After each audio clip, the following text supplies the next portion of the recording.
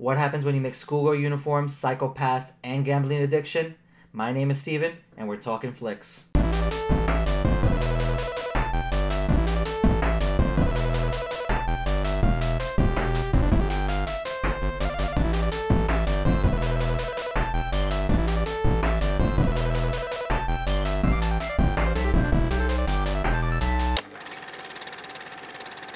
Hey guys, welcome to another episode of Talking Flix. I know it's been a while, I haven't released anything since the end of December since we did Bright. But hey, new year, let's start off even if it's a little bit late.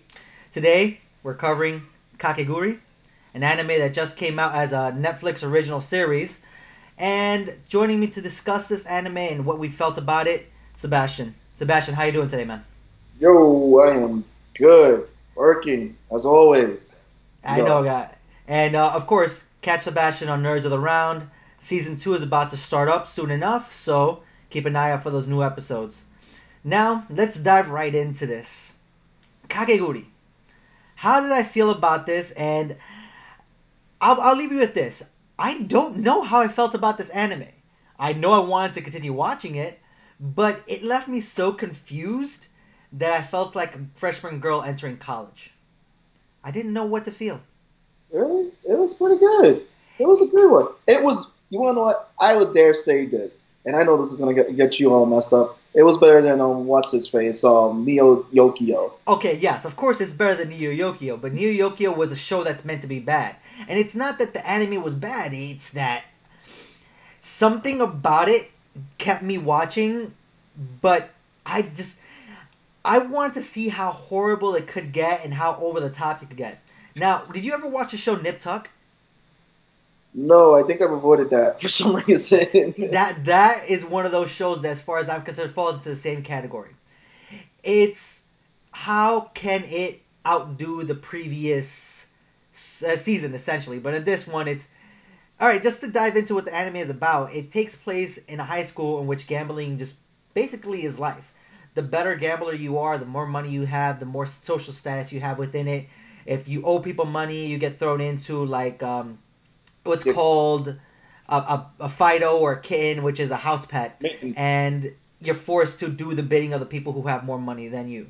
And every single time the main character, Yuremi, right, plays a game, she has to have more risks, and with these risks, she gets off on it, and not just her, every single person in this anime damn near has an orgasm every single time they take a gamble. And it's just like, what? And it's just, and then before you know it, just, there's one scene somewhere down the line where one girl just practically pees all over the floor of sheer excitement from gambling. I think that was the scene with the girl with the eye patch, right? Yeah. Yeah, it was the whole thing with the Russian roulette playing with their life. Yeah, that was. I don't know. I mean, I guess it's an anime I can recommend for people if you've seen Food Wars. It's like the same concept. It's like this whole like, well, the food is really good and it's this whole orgasmic thing. And then It's funny enough is to say it's a little more subtle than Food Wars. It's a little more subtle, yeah. But it's like, I don't know. She's like with this risk. And then the risk that they're taking. I mean, the games were pretty high stake, pretty crazy storylines with the games. And then it's like, it wasn't what I liked. It wasn't really this whole lovey-dovey story between guy and girl and all that. He was just like, the guy was just there really for the ride and kind of like the narrator of what was going on. But it was like she was essentially the star of the show as well as all the other females. And it wasn't no harem type thing that they usually do in these stereotypical anime. So yeah, and it was like minimal fan service, but it was there. But I mean, it was just more of a quick flash. Do something like that, and I mean, it didn't ruin the story. So it was split second, and let's continue right on with what's going on, essentially. And I mean, don't get me wrong, I enjoyed it, and not because of the fan service. The fan service is a little extra. I mean, sure, it was a little spice things up here, but regardless of how I felt about it, as far as I was indecisive as to what was going to go on, I did enjoy it, and I found myself watching all 12 episodes within a span of a day and a half, just because I had to stop kids and all that stuff. But I started watching it maybe at like midnight, And before I knew it, I was like 6 episodes in, and I'm like, oh god, it's late. I need to go to sleep. And I knew next morning I was like, I'm waking up and I'm gonna see this thing as soon as I can because it really draws you in. What I liked about it is like, yeah, it draws you in. But what I liked about it, like we saw, it's like it's minimal fan service. What I think what they captured with the characters is like everybody was crazy in their own right. They had their own like they were all like crazy. Like you had the girl that was collecting the fingernails. Then you had the one with the eye patch who got off because she wants to like play with her life. That was her whole ultimate goal.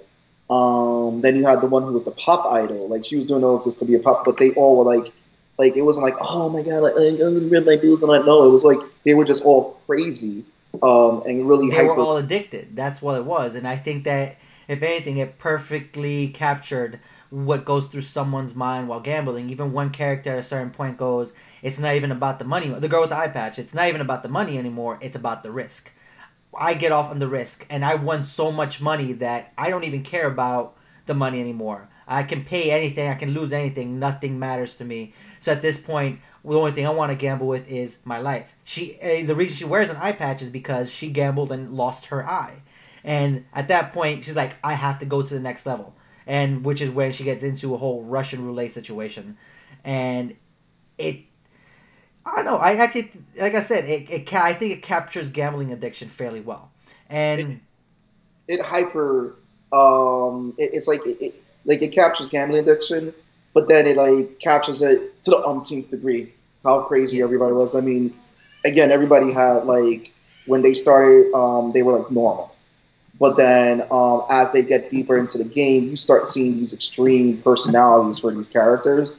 Like the little girl at the end, who was judging. She wasn't even gambling when she like looked at the other two girls. Like, don't you even dare tell them. But then, like I noticed, like as a creator, because I do a lot of drawing, um, they did something with the facial expressions. Like there was stuff distorted. Like there was extra lines in it. It showed how crazy and over the top these characters were when it came to that world of in their world of gambling. So that's something that you notice too is a lot of the facial expression plays. now that you mentioned the drawing, the artwork for this anime was like you said, it was really good because they had to really switch it up. Whenever they went into the whole gambling mode, the colors got darker, their eyes went red, Yeah, and the lighting that they did for the entire drawing, it really switched the mood from one to the other. You went from the happy-go-lucky high school with everyone's friends to the dark. It almost kind of like how Yu-Gi-Oh used to go when they went to a duel and to go into the Shadow Realm. It really captured that light and dark to it, give you that detail and show you the change within the people and within the scenario. it's like the distortion of the face. Like the in the beginning, the first girl, what was it? Like she had like the pigtails and all that. She was like everybody's like she's all nice and everything. Mary. Married. Yeah, and then but then you see the distortion in her face and everything when she was like, when she was like angry or like, like, oh, don't talk down to me and all that. Like there was like a whole flip side. And it's like you see this transition in a bunch of the characters. Like they had the girl with the kimono, like the first person from the student The student council council. that she got to play. It's like, she had this calm demeanor and then all of a sudden as the game progressed and all that, demeanor changed. So that was a lot of great creativity in the characters where you saw these extremes, and there are very few animations that I see that actually go into that, especially with because if you notice, one of the things they don't do is they don't draw a lot of facial lines in like a lot of characters sometimes, and when they were doing that in this particular animation, they were just capturing these extremes of these characters. So I think that was a great transition overall, especially if as an artist, that was just. And then with the eyes, like you saw with the colors that they did, and then there were some points that you've noticed, like the pupil starts to become a little more slanted and everything. Like the eyes are just like, just really distorted. It's just like it caught that craziness of that character at that moment, and And then and it basically, as I see it, it really captures like back to what we were just saying, is that transformation into the addiction and how someone can really completely shift from being someone really normal to someone who is now in the zone when it comes to gambling. And that, like I said, it captures that idea perfectly of anyone in a normal, in our, a regular person who, like they say, is night and day once they get into this gambling situation. if I And gambled with someone who got like that, like that they started to. I'm like, you know what? I don't want to gamble anymore. I'm gonna walk away. I'm about to lose a fingernail or lose some blood because of this. Oh yeah, I'm pretty sure. Yeah, oof. Look, did you But imagine the fingernails? Ugh. ugh. And actually, the other thing I actually really enjoyed is that it went out of its way to really come up with original gambling ideas. It wasn't just a standard poker. It wasn't Go Fish. It wasn't dominoes. It wasn't anything. Or Russian roulette. I mean, Russian roulette is the one thing that people really gamble on. But it came up with a lot of original ideas and actually fairly well thought out games with rules. I mean, of course, all these rules had cheats behind them. So all these games had cheats behind them, but they had some really good ideas when it came to poker games, when it came to just singing and dancing competitions, just what's this thing called?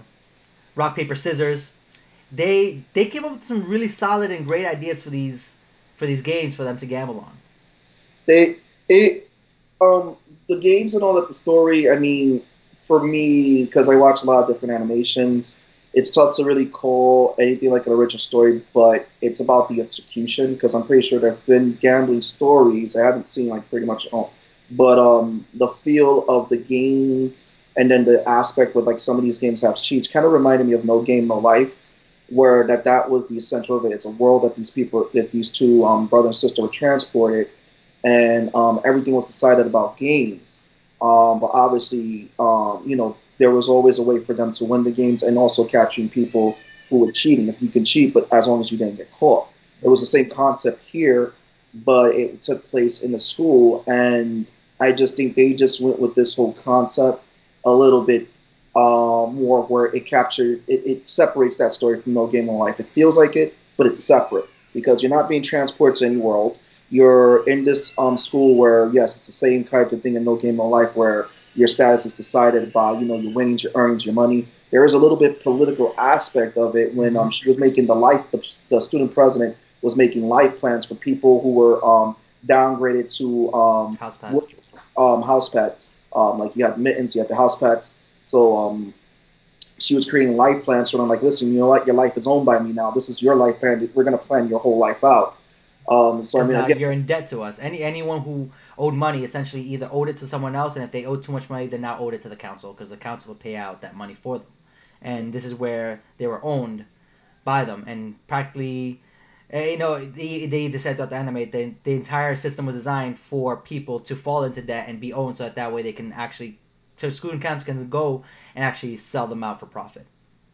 but I like how the way it leaves off in the animation, like at the end, like how the whole thing with the student council, and I know we've been in spoiler territories in some way, how at the end it dissolves, but what was pretty interesting was the switch at the end with the student president because, like, one of the council members has a mask on her face, blonde hair, and she's the vice president. But then you find out later, as she's the one judging one of the games, it's later revealed that is actually the president.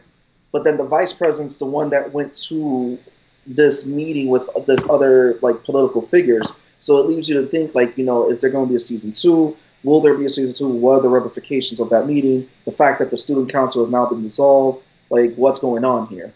And then the little girl, the one with the little, like, bunny ears and all that, the little, like, outfit, she's on the phone with the vice president, which is something I don't know if people who've seen anime caught that. Like, he's asking the vice president, so what did you think of, like, what the president did? So it's like, it leaves you to think, like, who's actually in charge? Who's actually in charge, yeah. So I mean, it leaves it in a really good point where enough questions were answered that you could be satisfied if this was a one season thing. But I mean, I know how popular this anime was in Japan. I had seen it as one of the must watch animes of the year. So for me, like I said, don't be discouraged by the fact that I said that it's weird, but it's weird in a good way. Like I said, it does. It goes over the top and it does better than each individual gambling match than it did in the previous one. So it's definitely something that's worth watching. Animation style, the voice acting, the overall story. It's very intriguing and really pulls you in. And it's you basically just like, what other kind of insanity is going to happen next? What do you think? It's worth watching? it's an anime worth watching because it's one of those ones you have to put on your list. It could be good for casual fans because there is a story there. And again, that's why I go. Because it doesn't have that crazy fan service. It doesn't hurt it, so it's good for like a casual fan to get into it and see like oh, the story pulls me in. I like this whole gambling aspect for it. The animation style, it's a pretty awesome animation style. Again, when they distort the facial features and all that, I think that was awesome that they did that. And again, it shows what Netflix is looking to achieve with and I believe what was it they signed a deal with Madhouse now, which is known for putting out some really popular animations.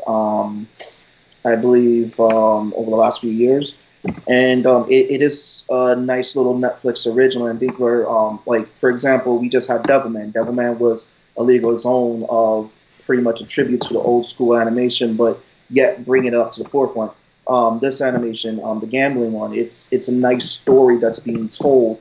And like I said, in the beginning I compared it to No Game No Life, but it stands separate from that. The only thing that I saw that was similar was the whole thing with the game aspect in terms of story. It just, I don't know, the characters were interesting. I like the fact that they didn't have that whole harem aspect because you get that with a lot of animations. And again, I would put that as it one goes of on a tangent versus worrying about the main story. You're worrying about all these girls and blah blah blah attached to the one guy, and it wasn't about the guy. He was there as a support character, and it was all about practically the entire student government except for maybe one was all women, all powerful women essentially.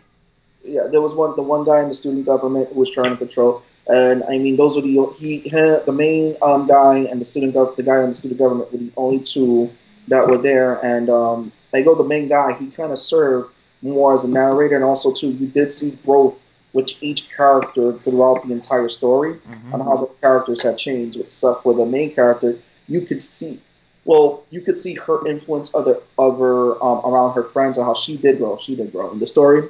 With like I have friends, but I would like to also if they get into a season 2 to dig deeper into her character to like what is more of her backstory. Because they alluded that there's more to her than she actually shows, and so yeah, it's one of those. Let's see what else. Where does she come from? Why is she the way she is? Why is she addicted to gambling so much? Can I hit you with a theory? Yeah. My theory is like I think she was related to either the one of the vice presidents on the council, either the vice president or the president. She's related. I think that she is because they mentioned her sister, and I believe that the vice president or the president, whoever's actually truly in charge, was the one who actually beat her sister, and her sister was a previous student council president at that school. Yeah, and again, and she's coming back for revenge. And I just want to see, I want to see them like with season 2 and all that, because I feel like that's going to be announced. I want to see them dig deeper more into her backstory. But again, going back to the question, is it an anime to watch? Hell yeah, watch it. Why are you watching us? Go pick up Netflix right now. Watch it right now. No. Finish watching the watching the video and then go watch it. Yeah. Finish watching us, like, subscribe. There you go. Signed it off. Alright, guys. Alright, so as you heard it, me and Sebastian both believe Kakegurui is definitely worth watching. It's just crazy. It's one of those things you have to watch to really understand, because as much as you want to explain what the hell's going on, if we really went into detail, you'd be even more confused.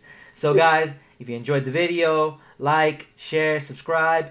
You'll find all the information of where to find us on Facebook, Instagram, and on Twitter down in the description below. Same thing with all Sebastian's information.